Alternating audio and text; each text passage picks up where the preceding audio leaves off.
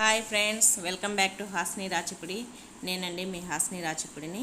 ఈరోజు మనం carrot fry ఎలా తయారు చేయాలో చూద్దాం.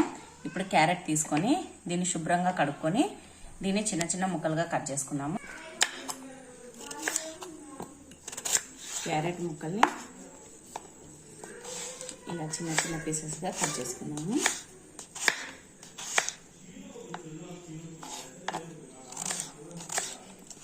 ఇది క్యారెట్ ఫ్రై పప్పులేకి సైడ్ డిష్గా బాగుంటుంది. పప్పులేకి, రసంలేకి, సాంబార్లేకి, చపాతీలేకి బాగుంటుంది. ఈ క్యారెట్ ఫ్రై పిల్లలు క్యారెట్ తినని వాళ్ళు, క్యారెట్ ఇష్టం లేని వాళ్ళు ఈ ఫ్రై చేసి పెట్టండి. ఇదే కావాలని మళ్ళీ మళ్ళీ కావాలని అడుగుతారు మీ పిల్లలు మిమ్మల్ని. చాలా సింపుల్గా ఈజీగా చేసుకోవచ్చు. ఇలా క్యారెట్లన్నీ చిన్న చిన్న ముక్కలుగా తరుపుకోవాలి.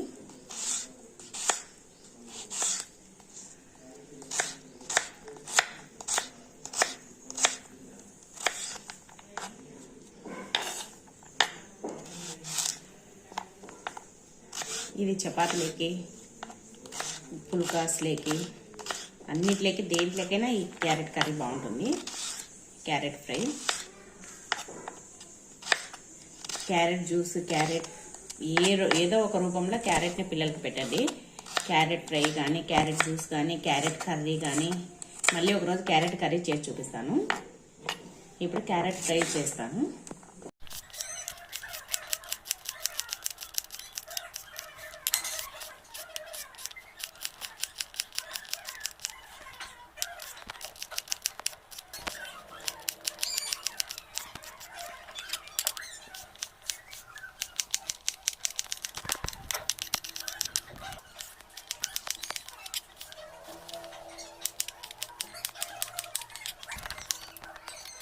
ఇదిగోండి, క్యారెట్ని ఇలా చిన్న చిన్న ముక్కలుగా కట్ చేసుకున్నాను.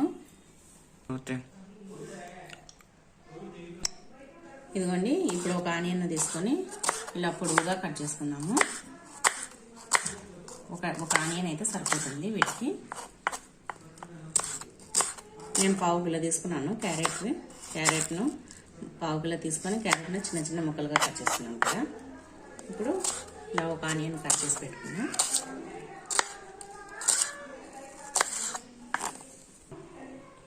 ఇదిగోండి, స్టవ్ వెలిగించుకున్నాం కదా, కడాయి పెట్టుకోవాలి.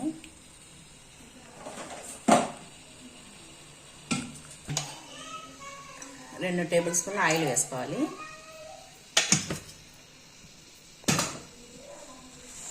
ఇదిగోండి, ఆయిల్ హీట్ ఎక్కుతుంది.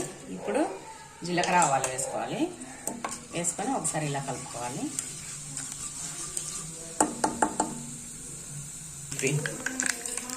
ఇదిగోండి, ఇప్పుడు కట్ చేసి పెట్టుకున్న ఆనియన్స్ వేసుకోవాలి.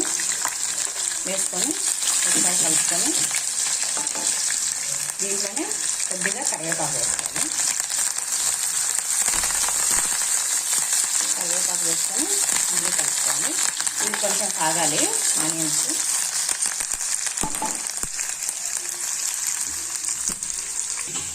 ఇదిగోండి, ఉల్లిగడ్డలు కాగినాయి. ఇప్పుడు దీంట్లో కరిగి పెట్టుకున్న క్యారెట్ ముక్కల్ని వేసుకున్నాము.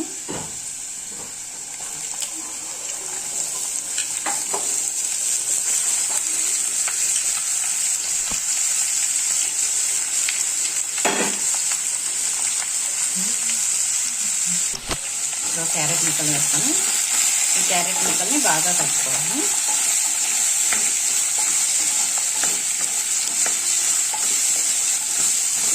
ఇవి బాగా ఫ్రై కావాలి. అందుకోసమని మీడియం ఫ్లేమ్లో పెట్టుకొని బాగా ఫ్రై చేస్తున్నాము.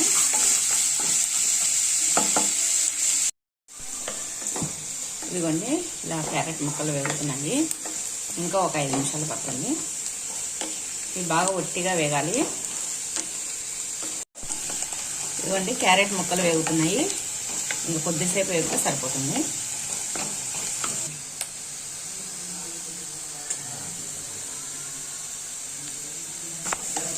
ఇదిగోండి, క్యారెట్ ముక్కలు వేగిపోయినాయి. ఇప్పుడు దీంట్లో ఒక టేబుల్ స్పూన్ కారము,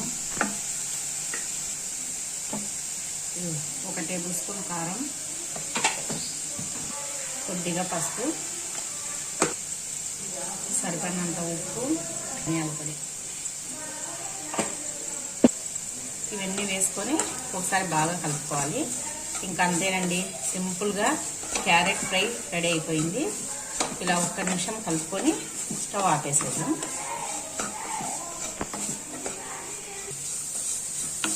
ఇదిగోండి, ఇలా ఒక నిమిషం కలుపుకొని ఇంకా స్టవ్ ఆపేసేద్దాం. అంతే, వేడివేడిగా ఉండే క్యారెట్ ఫ్రై రెడీ అయిపోయింది. ఇది పప్పులేకి వాటిలోకి దేంట్లోకైనా బాగుంటుందండి. మీరు కూడా ఒకసారి ట్రై చేయండి. ఇదిగోండి, ఇంకా స్టవ్ ఆపేస్తున్నా. ఇదిగోండి, ఇప్పుడు దీన్ని సర్వింగ్ ప్లేట్లోకి తీసుకున్నాము.